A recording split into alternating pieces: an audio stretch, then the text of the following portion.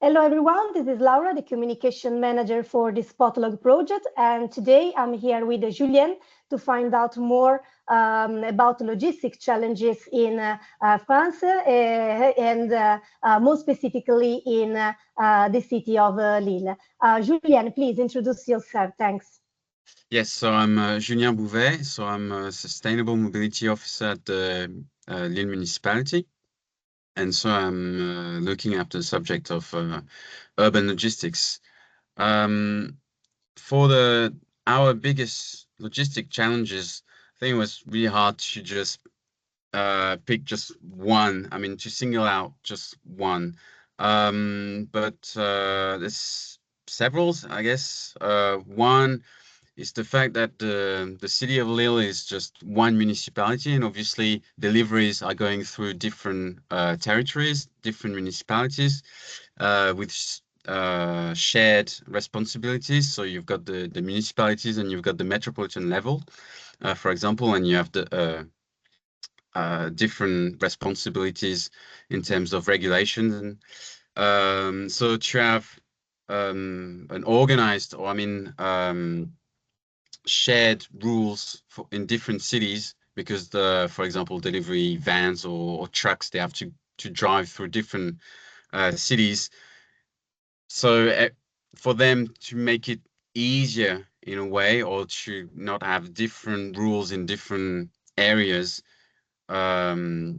it's the city of Lille can take decisions, but then if they are very different from other cities, then for delivery companies, it's a bit of a struggle for them to just say, well, we can drive that vehicle in that area, but actually, oh no, actually we in that other territory it has different rules. So there's one aspect is about the homogeneity of the rules in larger area than just the city of Lille, obviously. Another topic is to find, if we want to encourage and develop cargo bike logistics, is to have smaller logistics real estate or areas where you can just have one truck delivering maybe a lot of goods, and then you've got cargo bikes going in that place and delivering to the end customers or shops. So you need to have these smaller consolidation points for logistics, and you need to find them in the city. And when you have a city like the city of Lille, which is already quite built up, you need to our struggle is to find these new places.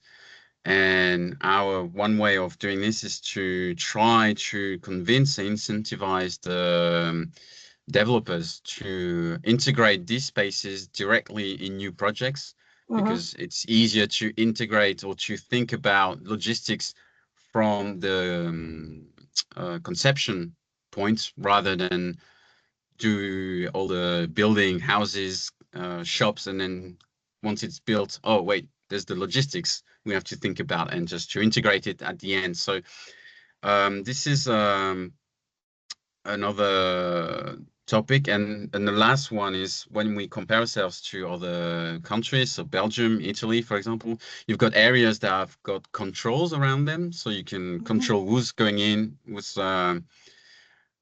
allowed to enter these areas, and we can't use the same technology, which is the camera recognizing the registering plates on vehicles. So we're not allowed to use these cameras in France. It's a regulation at the state level that needs to be changed. And so for us to mitigate this is to rely on existing movable bollards, that can go up and down on the pedestrian area. So every Saturdays we've got area which is pedestrianized in the city center. So we could rely on the existing hardware in a way to control this, but it makes it less flexible, obviously, because you need to install the bollards already. And although in that case it's quite practical because we've got an area with a lot of shops already which is covered by this area, we would need to it's not covering all our needs in terms of logistics. So for us, I know it's not just one point, but it's got like three different ones, and you always have to articulate the different issues, because you can fix one, but then it has an impact on the You others. still have the other issue, yes, of course. Yes. And so, of course, my next question for you was a possible solution for these challenges, but of course, there should be more different solutions for different problems. I think you touched to possible solution like regulation, harmonized plans between Yes. among different areas, and when dealing with urban logistics, probably sustainable solutions such as cycle logistics, for example. Yes. But I don't know if you have any other possible solution you want to share with us. Yeah, so I think it's just so we've got these ideas and concepts, maybe we can say. It's just to put them somewhere in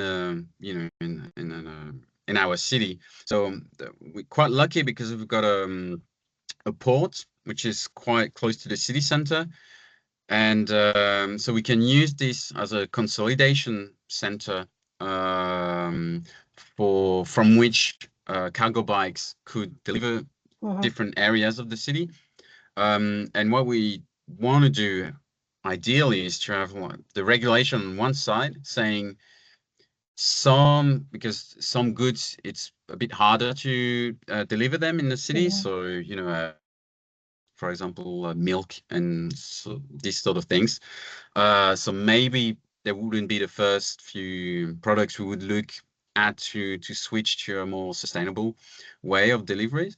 But to have this place in a port from where goods could arrive from by the river, they could arrive by the train, they could arrive from the highway, which is because the port is quite accessible from the highway, to have everything delivered there, or a lot of it delivered there, and then cargo bike companies delivering to the end customer would be one way. But you need one and the other, because for the port to be economically viable, or these operations, you need to have the regulation to say, well, actually now there's a threshold in terms of sustainability that you need to meet to get into to deliver in the city center. And then the other one from the real estate is to try to find some incentives to integrate the logistics directly in the projects. So this is something we're looking after, because we've got some initiatives on sustainability when you having a new building, to have some actions that you have to, so your permit is accepted. So we could add logistics topic in these in what we would ask the developers to integrate in their projects. Great. So this is something we're looking at. Okay, and now one last question, probably the hardest one. What kind of investment would be needed, and what kind of actors should be involved in the process?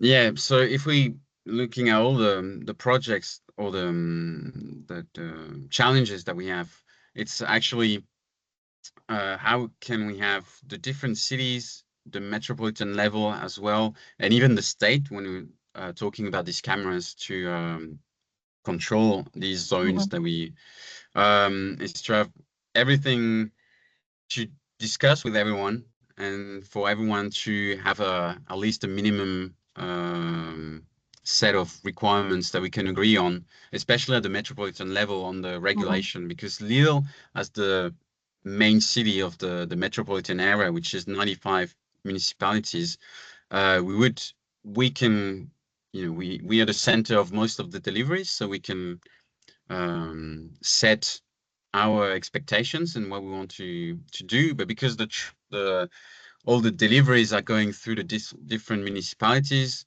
and they're coming from even overseas, I mean abroad, like Belgium especially, we would need to have ideally we would have all the different cities in between having a shared set of regulations, so it's easier for the companies to navigate, and not having to think, oh wait, in Lille it's this way, in the next city close by it's another set of regulations. And for them, because at the end economic activity, you know, we have to make it easy in a way for them to go along with us, you know, instead of Okay. making it more difficult. Okay. Thank you so much, Julien, for being with us today. Merci beaucoup. Thank you so much. Thank you. And thank you, and see you soon. Bye. Thank you. Bye.